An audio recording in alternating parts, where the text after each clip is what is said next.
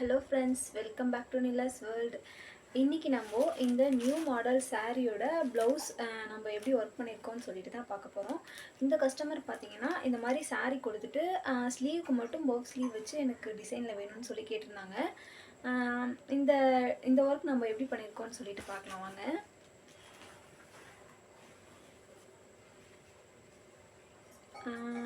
Back and ஃப்ரண்ட்டுக்கு மட்டும் சிம்பிளாக ஆரி work பண்ணிவிட்டு ஒரு 4 to 5 லைன்ஸ் மட்டும் வர மாதிரி ஆரி ஒர்க் பண்ணிவிட்டு சிம்பிளாக ஸ்லீவ் பார்த்தீங்கன்னா வி பஃப் மாடலில் வச்சுருக்கோம். சென்டரில் பார்த்தீங்கன்னா நம்ம பீடு யூஸ் பண்ணி ஒரு ஃப்ளவர் ஷேப் கொண்டு வந்திருக்கோம்.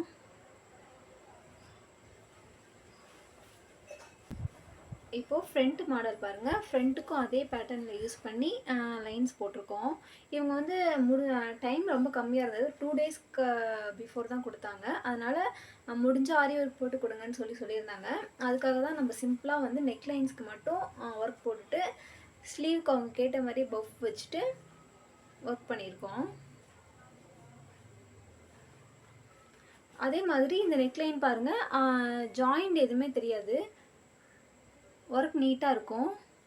இந்த மாதிரி எப்படி ஃபினிஷிங்காக பண்ணுறதுன்னு சொல்லிட்டு உங்களுக்கு வேணும்னா எனக்கு கமெண்ட் பண்ணுங்கள். நான் இந்த மாதிரி ஃபினிஷிங்காக எப்படி ஒர்க் பண்ணலான்னு சொல்லிட்டு வீடியோ அப்லோட் பண்ணுறேன்.